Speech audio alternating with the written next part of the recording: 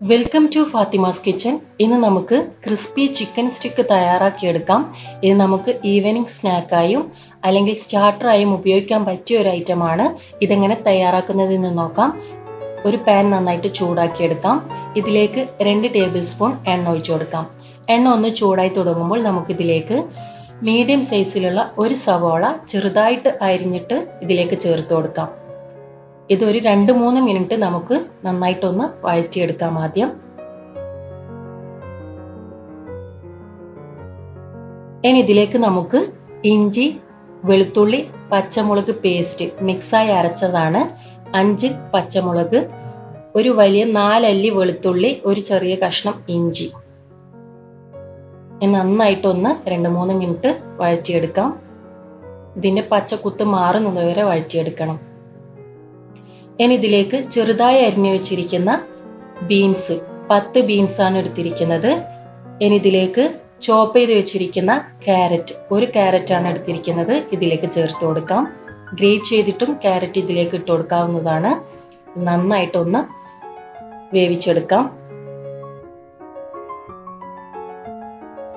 ഇതിലേക്ക് വെജിറ്റബിൾസിന് ആവശ്യമായ ഉപ്പ് ചേർത്ത് കൊടുക്കാം.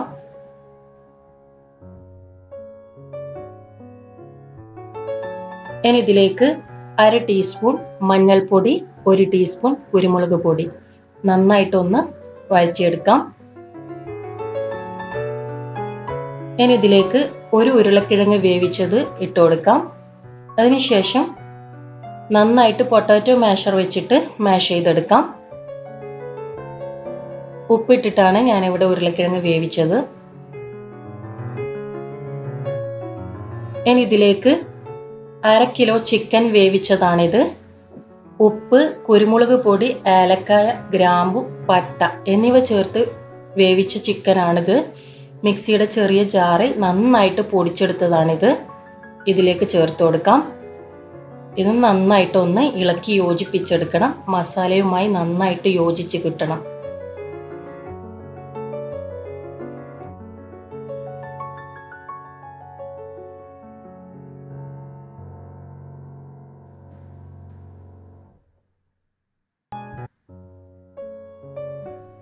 ഇനി ഇതിലേക്ക് നമുക്ക് ആവശ്യത്തിന് മല്ലിയില ചേർത്ത് കൊടുക്കാം.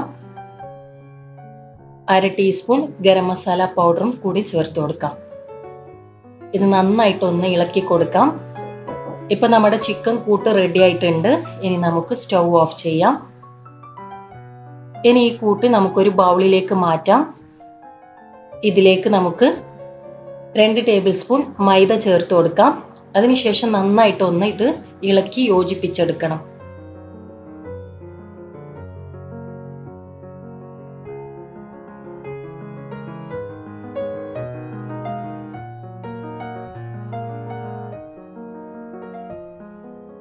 ഇനി ഇത് നമുക്കൊരു സൈഡിലേക്ക് മാറ്റാം. ഇനി നമുക്കൊരു റോസ്റ്റഡ് സേമിയ എടുത്ത് വെക്കാം. ഈ സേമിയ നന്നായിട്ട് കൈകൊണ്ട് ചെറുതായിട്ട് പൊടിച്ചെടുക്കണം.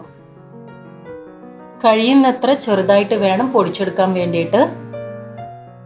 ഇതുപോലെയാണ് പൊടിച്ചെടുക്കേണ്ടത്.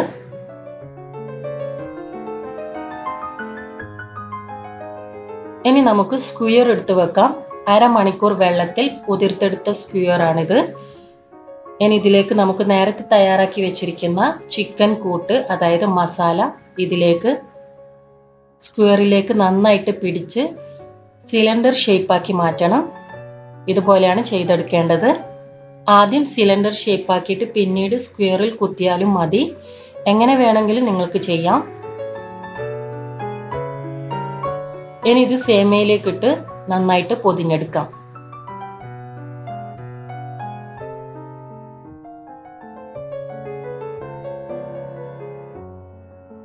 ഇതുപോലെയാണ് ചെയ്തെടുക്കേണ്ടത്.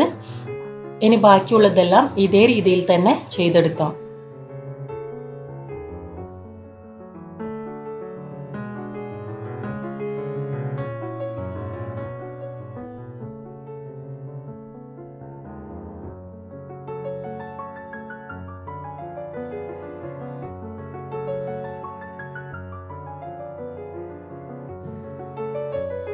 ഇനി നമുക്ക് ഫ്രൈ ചെയ്തെടുക്കാം. പാനിലേക്ക് ആവശ്യത്തിന് എണ്ണ ഒഴിച്ചു കൊടുക്കാം.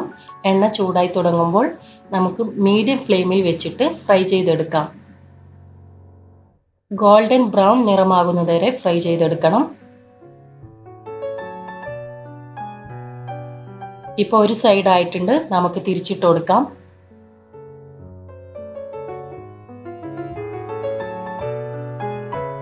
ഇപ്പോൾ നമ്മുടെ ക്രിസ്പി ചിക്കൻ സ്റ്റിക്ക് തയ്യാറായിട്ടുണ്ട്. ഇത് ചൂടോടെ തന്നെ കെച്ചപ്പിന്റെ കൂടെ കഴിക്കാവുന്നതാണ്. വളരെ ടേസ്റ്റി ആയിട്ടുള്ള ഒരു സ്നാക്ക് ഐറ്റമാണ്. തീർച്ചയായിട്ടും എല്ലാവരും ട്രൈ ചെയ്ത് നോക്കുക. എൻ്റെ വീഡിയോ ഇഷ്ടപ്പെട്ടാൽ ലൈക്ക് അടിക്കുക ആൻഡ് ഷെയർ ചെയ്യുക. Please subscribe to my channel and thank you for watching.